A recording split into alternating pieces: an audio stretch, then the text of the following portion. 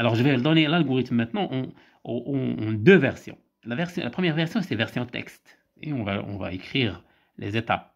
Et la deuxième version, c'est une version un peu schématique avec des diagrammes. Donc, algorithme de Metropolis. Algorithme de Metropolis. Modèle d'easing spin 1,5. Bon, bien précisé. Spin 1,5.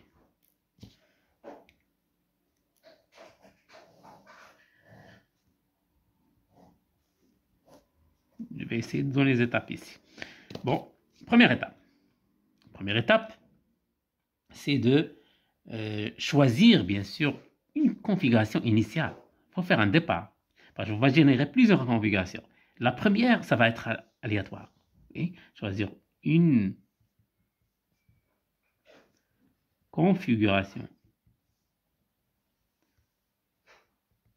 initiale. Quelconque. En principe, c'est quelconque. Mais on va donner l'exemple ici, nous, dans la majorité des cas. On choisit une configuration ferro, par exemple. Ferro, c'est-à-dire que tous les spins sont app. Sigma i égale à plus 1, quel que soit i. Puis, une fois qu'on a choisi la première configuration, on va générer une deuxième, une troisième, etc. On va évoluer selon les étapes qu'on a déjà vues. C'est-à-dire, une fois que j'ai une configuration, je vais essayer de la modifier. Mais comment la modifier? On va la modifier par l'approche locale. Donc, un seul spin. Donc, on va choisir un spin aléatoirement parmi les spins de cette configuration. Choisir un site aléatoire. I. Et puis, on va essayer de calculer. Donc, pour décider est-ce que je vais le flipper ou je ne vais pas flipper, c'est-à-dire est-ce que je vais passer à la configuration M ou je ne vais pas passer. Donc, la décision, ça dépend des énergies avant et après le flip. Donc, on va calculer les énergies. Les énergies avant et après le flip. On n'a pas encore fait le flip. On va juste calculer si on avait fait le flip. C'est-à-dire, on va calculer E avant et E après. On va calculer ces deux grandeurs. Donc, mais on ne va pas décider que si on voit la différence. Donc si on calcule avec delta E, on prend le delta E égale E après, ça va être le M moins E avant. Ça va être le N. Ça c'est le M, ça c'est le N. Et donc si delta E est inférieur ou égal à 0, donc qu'est-ce que je vais faire? Alors l'algorithme de Metropolis, il vous dit que si vous avez une configuration, maintenant vous avez avec EM inférieur ou égal à EJ, c'est-à-dire le delta E est négatif, donc vous allez vers une configuration d'énergie basse, donc il faut aller directement avec une probabilité 1, sans réfléchir. Si delta E est inférieur ou égal à 0, alors aller vers la configuration M, ça veut dire flipper le spin tout simplement. Donc flipper le spin I. C'est-à-dire, passer de sigma I, vous faites moins sigma I. C'est ça, flipper le spin. Maintenant, dans le deuxième cas, si delta E, je trouve que delta E est positif, je trouve devant moi une montée. Si je trouve une descente, je descends sans réfléchir. Mais si je trouve une montée, il y a un coût pour monter, il y a un coût énergétique pour monter, et donc il doit y avoir une probabilité non nulle de monter. C'est cette probabilité qu'on a. Celle-là. Donc, on va flipper avec une probabilité. Donc, flipper avec une probabilité.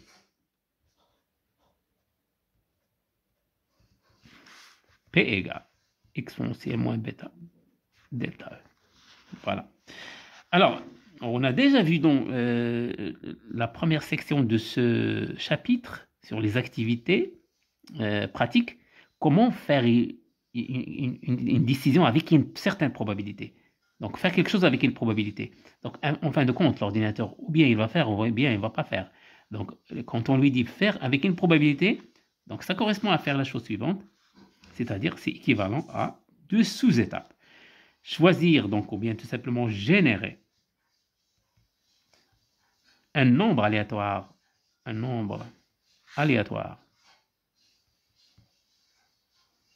ρ qui appartient à 0,1 de façon uniforme sur l'intervalle, on va le prendre et on va comparer à notre probabilité. Si ρ est inférieur ou égal à la probabilité, alors on flipper le spin. Encore une fois, sigma i devient moins sigma i.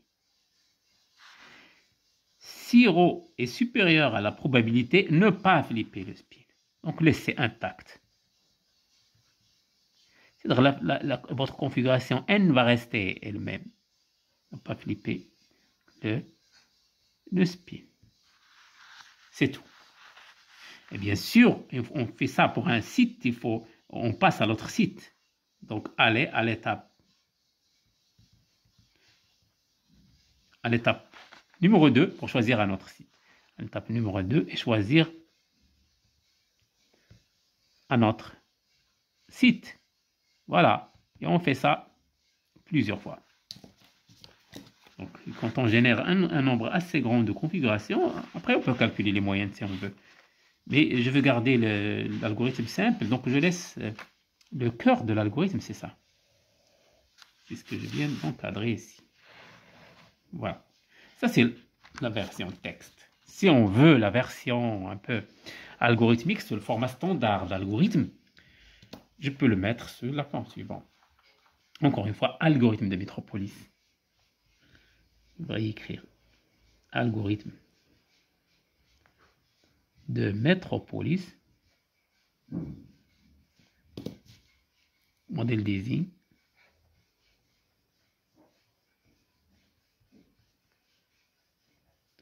spin 1,5.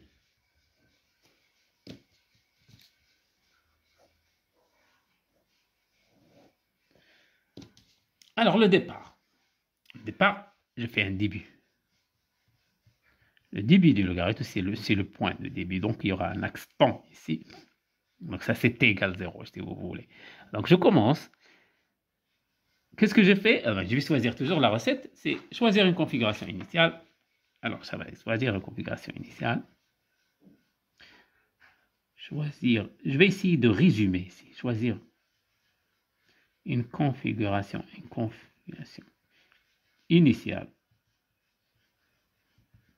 Donc, sigma i égale plus 1 pour tous les i.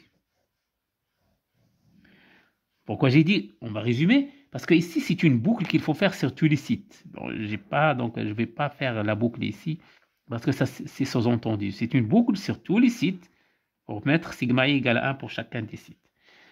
Puis après, je vais choisir un site.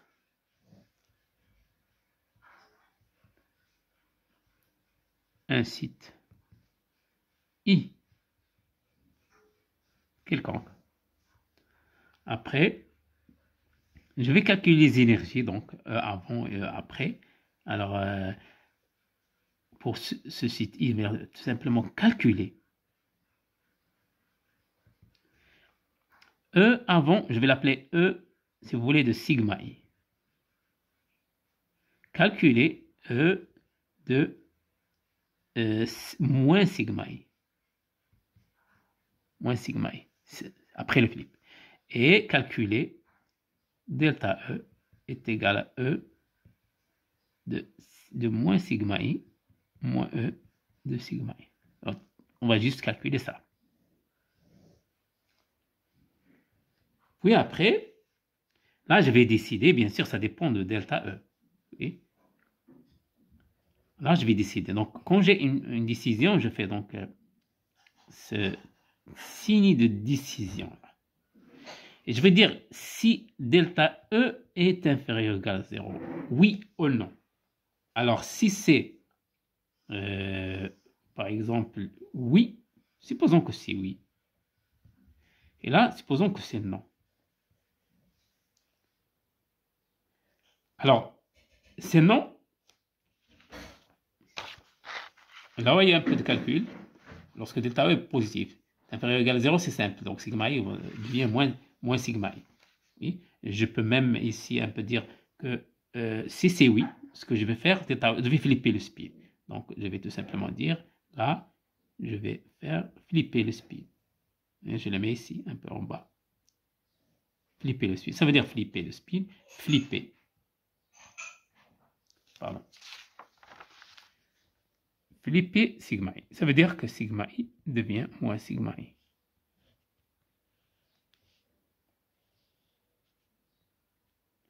Algorithmiquement, on change le signe, on fait comme ça. Affecter moins sigma I à sigma I. Donc on change le signe, c'est dans ce sens-là. Donc j'affecte sigma I à moins sigma I. Dans le programme, on fait tout simplement sigma I égale moins sigma I. Là, si c'est non, donc si c'est delta est positif, donc qu'est-ce que je fais? Alors là, je choisis un nombre aléatoire. Je fais méthode. Alors je choisis un nombre aléatoire. Choisir. Rho appartient à 0,1 aléatoire. Il faut bien sûr utiliser un générateur de nombres aléatoires. Et là, encore une fois, j'ai l'arbre de décision.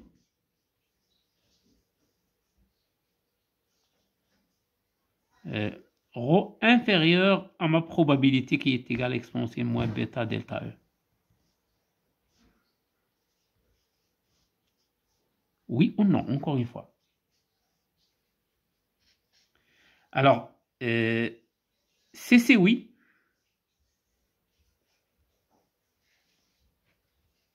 donc oui.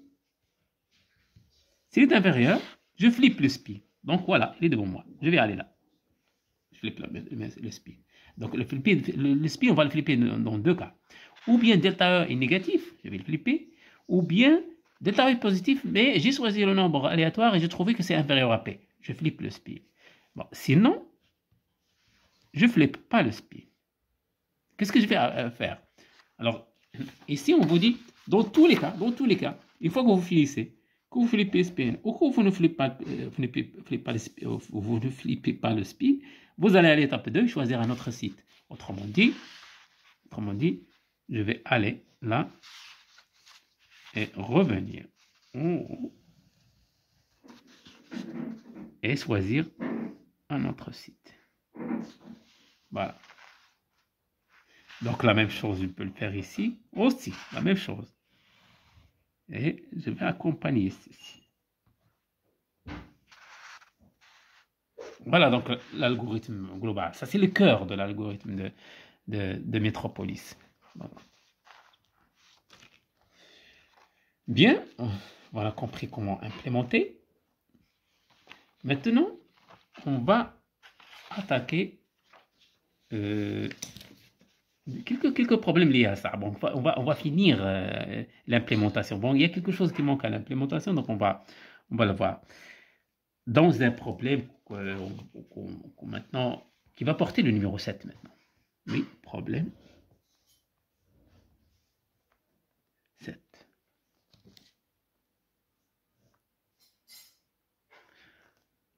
Alors, dans ce problème 7, on va aborder la question suivante. On a dit qu'on choisit une configuration aléatoire. C'est la question, est-ce que vraiment il y a cette configuration aléatoire, il aura des effets sur le résultat final de notre méthode Monte-Carlo? Bon, bien sûr, il y aura un effet, mais maintenant, comment quantifier cet effet-là? Comment voir cet effet-là? Donc, question, quel est l'effet de la configuration initiale Solution, ou réponse.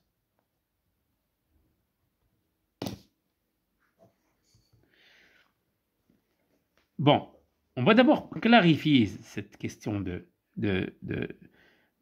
configuration initiale. À une température donnée,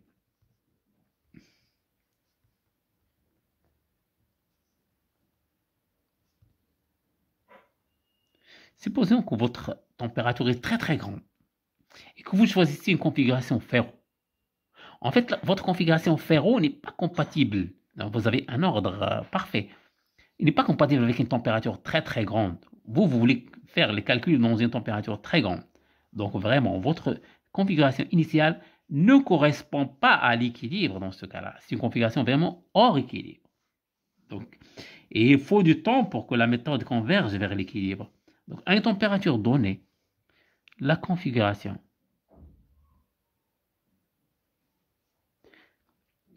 initiale,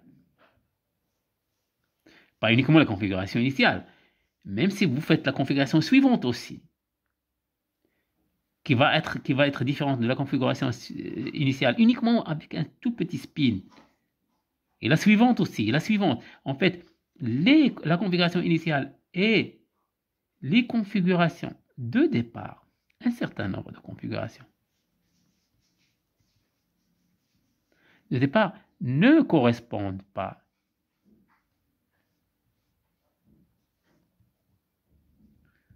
à l'équilibre. Quand je dis équilibre, ça veut dire que les poids des configurations sont vraiment compatibles avec les poids de Boltzmann. Mais là, vous avez choisi une configuration initiale et même les suivantes aussi ne vont pas correspondre forcément à l'équilibre que vous attendez. Mais, ça c'est important, mais la méthode Monte Carlo, avec surtout la loi de la balance détaillée, oui, la règle de balance détaillée, il garantit que tu vas aller vers l'équilibre. Mais il est garanti qu'on va aller vers l'équilibre. Mais la règle de balance détaillée, la règle de la balance détaillée,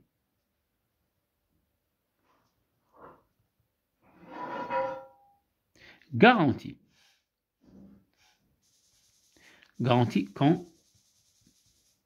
qu'on va converger vers l'équilibre. Ça, c'est sûr. On dit vers l'équilibre. Vers l'équilibre. Donc, on n'a pas peur. On a des configurations qui ne correspondent pas à l'équilibre. Mais on va aller vers l'équilibre. Il y a une deuxième condition supplémentaire. Une autre condition supplémentaire, on remarque. C'est une condition qu'on n'avait pas traitée, donc je vais juste la mettre comme remarque. Remarque, il y a une autre condition.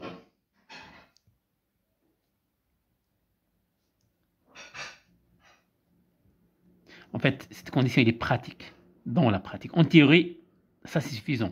Mais dans la pratique, vous pouvez avoir des configurations, vraiment, vous pouvez être bloqué dans une configuration. Oui, il y a une autre condition pratique dite ergodicité. Que ça veut dire ergodicité? Ça veut dire que il doit y avoir dans votre espace de phase, en principe, il doit y avoir pour chaque configuration, il doit y avoir une probabilité non nulle pour atteindre cette configuration. En principe. Donc, il doit y avoir, c'est ça l'ergodicité, il doit y avoir une probabilité non nulle pour atteindre n'importe quelle configuration.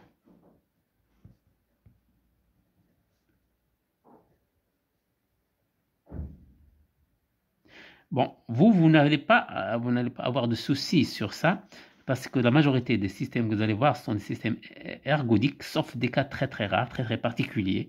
Dans ce cas-là, donc c'est à traiter avec très, très grande précaution.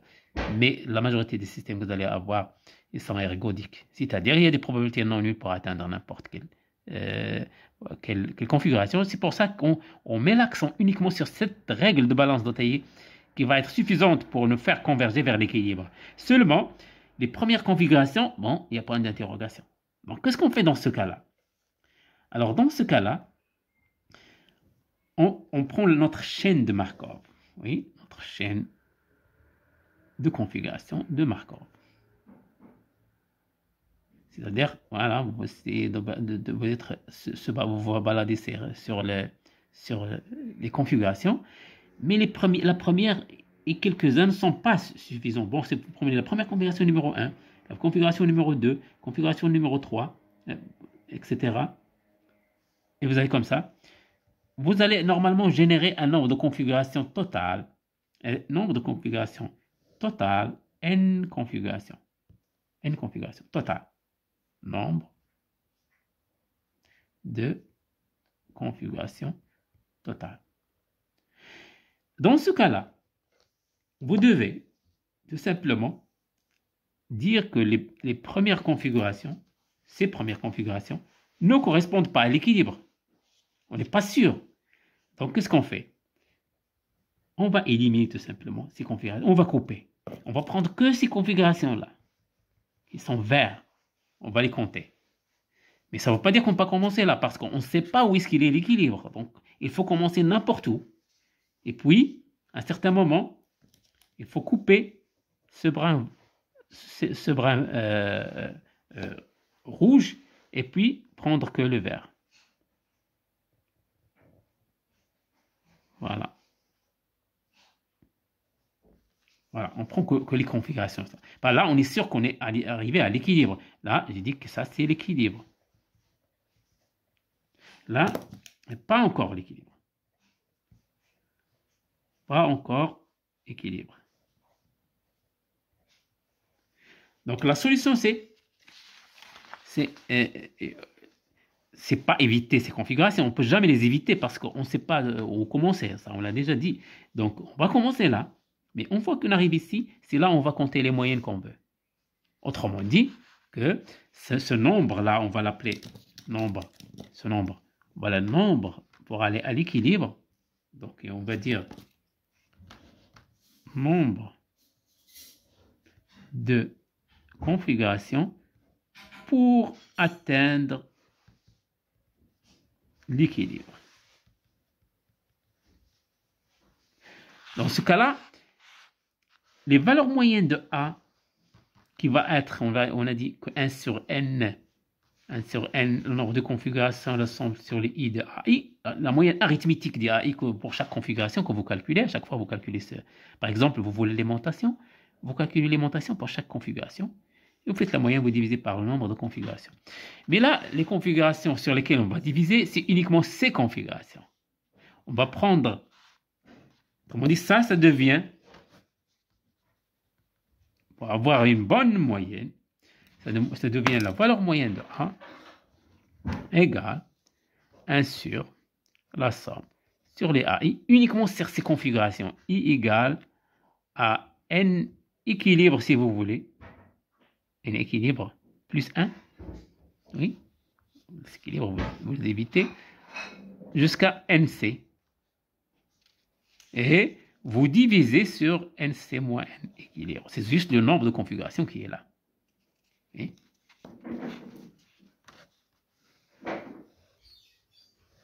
Qui correspondent à l'équilibre.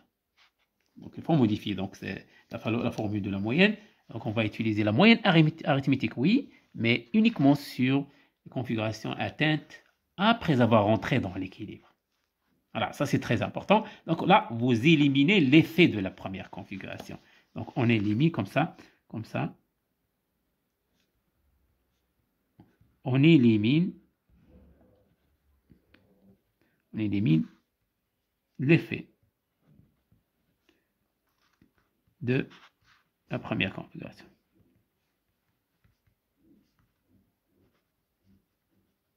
Donc, vous pouvez partir n'importe où, vous allez arriver à l'équilibre. Même si vous faites là, vous arrivez à l'équilibre.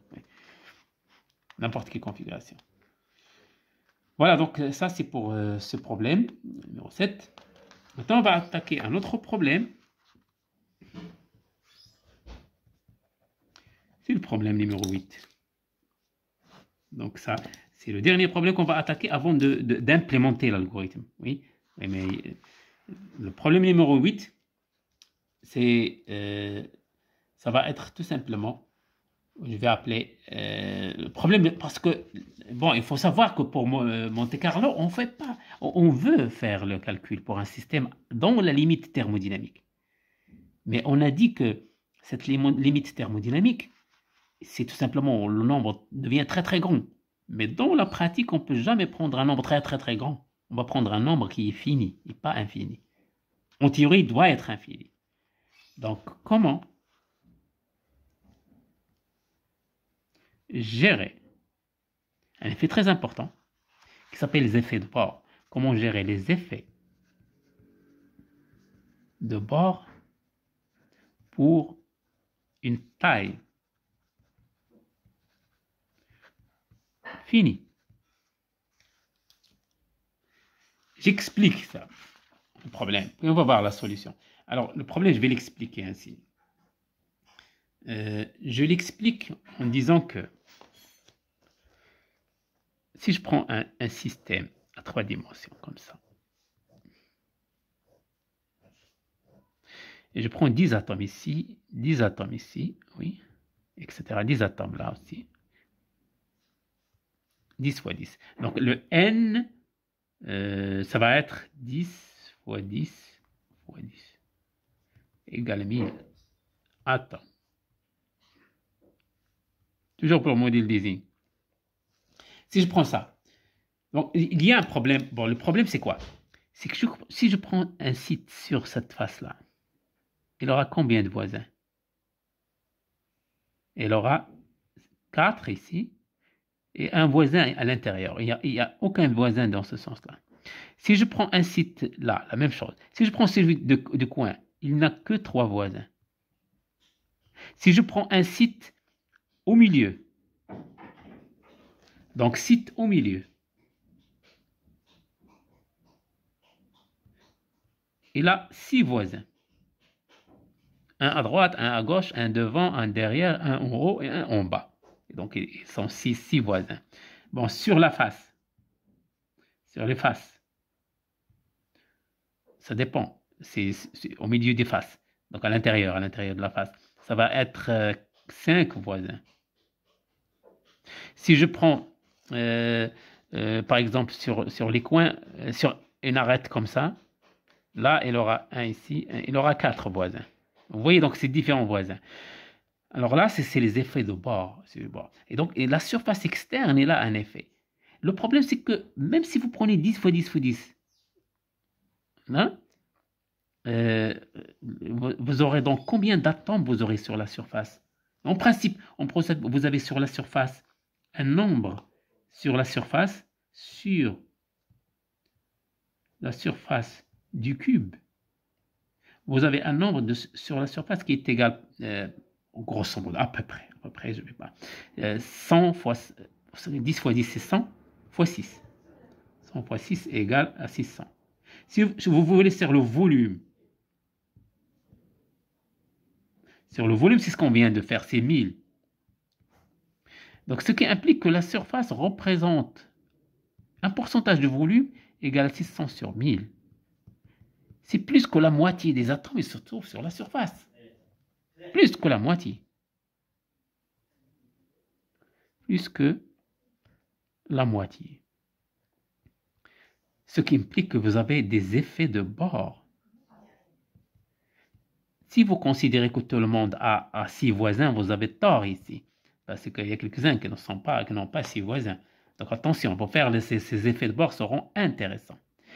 Mais, heureusement, si le nombre tend vers l'infini, qu'est-ce que j'aurai? J'aurai le nombre de spins sur le nombre de volumes.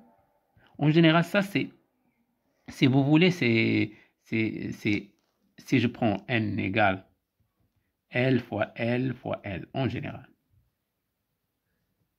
C'est-à-dire, au lieu d'avoir 10 fois 10 fois 10, je prends 100 fois 100 fois 100, 500 fois 500, etc. Alors, j'aurai là, et c'est L fois L, comme j'ai fait ici, presque, fois 6, bien sûr, si vous voulez, fois 6, et 6 sur L au cube. Donc, 6 sur L, comme vous voyez ici. Et quand n tend vers l'infini, sur ns sur nv tend vers 0. Et donc la surface ne représente pas une grande partie du volume. Au contraire, là, ça représente une grande partie du volume pour les petites tailles. Pour les grandes tailles, il n'y a pas ce problème-là. Et donc dans la limite thermodynamique, on n'a pas ce problème. Donc, limite thermodynamique, c'est celle qu'on cherche. On aura un échantillon macroscopique pour lequel on va calculer ses propriétés thermodynamiques. Et donc, on n'a pas ce problème. Mais dans la simulation, on est obligé de prendre une taille finie. Dans la simulation, on a une taille finie. C'est là le problème. Donc, comment résoudre ce problème-là? La solution. On va essayer de donner la solution. Alors, solution, ce problème 7 qu'on a appelé 7, quelle est la solution? La solution est la suivante. Et pour ça, je vais prendre le cas de D, de dimension pour faciliter. Supposons que j'ai un échantillon comme ça. Je prends 4 fois 4 par exemple. 5 fois 5. 1, 2, 3, 4, 5. Oui, 5. Voilà. Voilà. Supposons que ça, c'est des sites. Et vous avez donc des spins ici, partout. Des spins. Alors, si je prends un site ici, il aura 4 voisins. Mais si je prends un site ici, il aura uniquement 3 voisins, comme vous voyez, sur les bords, que ce soit ici ou ici, sur les bords. Et sur les coins, il n'aura que 2 voisins. Vous voyez bien, il n'aura que 2 voisins, celui-là. Donc, c'est ça le problème. Alors, comment résoudre ce problème? Le problème est très simple. On va tout simplement dire que, prendre ce qu'on appelle les conditions au bord périodique. Alors, ça veut dire que ce site-là, il a 3, je lui complète 4. Parce que de l'autre côté aussi, celui-là, il a aussi que 3. Donc, qu'est-ce que je fais? Je prends l'interaction de celui-là avec celui-là, comme si ça s'enroule. Donc, celui-là, il interagit de l'autre côté avec celui-là. Je complète donc avec un lien fictif. Vous voyez? J'ajoute. C'est un lien, je vais l'ajouter physiquement, comme s'il existe, effectivement. Je vais le mettre là. Donc, ça, ce site-là, il interagit avec ce site-là. La même chose, celui-là, il va interagir avec ce site-là, de ce côté-là. Ce site-là, il va interagir avec ce site-là, etc. Dans ce côté-là. Je le fais aussi de ce côté-là. Ce site-là interagit avec celui-là. Ce site-là avec celui-là. Avec celui-là. Et ce site-là avec celui-là. Vous voyez, tout le monde a 4 liens maintenant. Même celui-là qui avait 2, il va interagir horizontalement avec celui-là et verticalement avec celui-là. Et chacun, il a 4. Donc, ce sont les conditions. Au bord périodique. Voilà, ça c'est la solution. Donc, vous aurez maintenant, si vous, ça va diminuer les effets de bord. Diminuer les effets de bord. Et donc, je vais tout simplement donner maintenant l'implémentation dans ce cas simple. Vous voyez, à 3 dimensions aussi, ça va devenir un peu plus intéressant à 3 dimensions. Ça dépend bien sûr de la configuration. Si vous avez par exemple un cubique face centré ou un hexagonal, ça va différer un peu. Mais la logique est la suivante. La logique, c'est de dire que avant les conditions, donc conditions de bord périodique, avant d'adopter ces conditions, c'est-à-dire que j'ai des conditions libres au bord. Normalement, un site I, si je prends un site I, il aura des voisins. Alors, les 4 voisins de ce site I, c'est quoi? Un site ici, normalement, un site, il est caractérisé par 2. Je vais tout simplement dire les composantes. Là, je prends l'axe I, et là, je prends l'axe J. Et comme ça, j'aurai le site maintenant, mon site c'est IJ. Voilà. Et je cherche les voisins de ce IJ. Alors, les 4 voisins sont 4. Voilà, je vais les lister ici. Premier, deuxième, etc. Les voisins de ce site IJ. Alors, IJ. Vous voyez ici.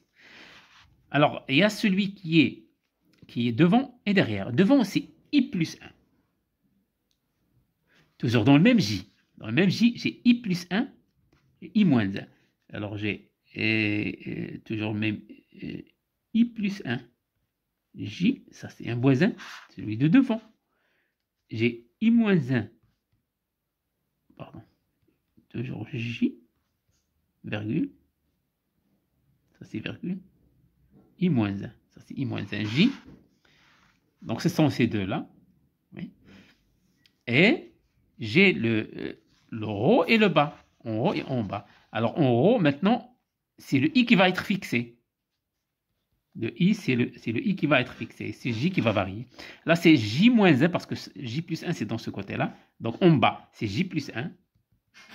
Et là, c'est J moins 1. Voilà.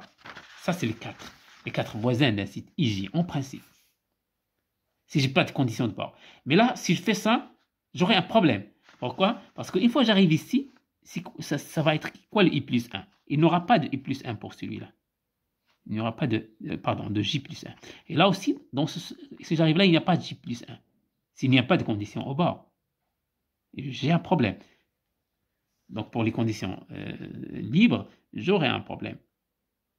Ou bien, je dois intervenir dans le programme et dire, bon, effectivement, il n'y a pas d'interaction ici, bon, et ça va être coûteux de point de vue programmation, ça prend un peu de temps. Et ça évite les effets de bord, donc les effets de bord, ils vont rester toujours là.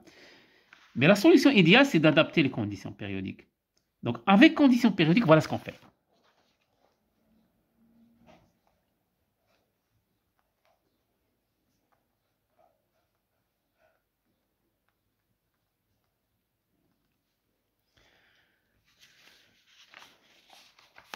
Voilà. Avec les conditions périodiques, je ne vais pas dire I plus 1. Je vais définir, on définit. C'est une façon, il y a plusieurs façons d'implémenter, mais cette méthode, elle est efficace. On définit IP1, on va dire I plus 1. On va l'appeler IP1, comme étant I plus 1. Quoi est égal? K plus I plus 1. Si, il y aura deux cas, est égal à I plus 1. Bon, supposons que là, j'ai L site ici. Donc, je vais aller de 0 à L moins 1 en général, dans ce cas-là. Et là aussi, je vais aller de 0 à L moins 1. L site ici, L site là. L site. Là, ici. Donc, le dernier, ce sera L moins 1. On s'intéresse au dernier, c'est ce qui nous intéresse. Là, lorsqu'on est avant le dernier, c'est-à-dire si le I, elle va aller de 0 donc jusqu'à, donc il ne doit pas être là, L-2. Si I est inférieur à L-1. Donc il n'y a pas de problème. Je liste, le suivant, ça va être le I plus 1. Alors ce I plus 1, bon, je vais le modifier. Si je suis sur le bord, le plus 1, ça va être le 0. C'est I égale L-1. Le suivant, c'est L, mais le L n'existe pas.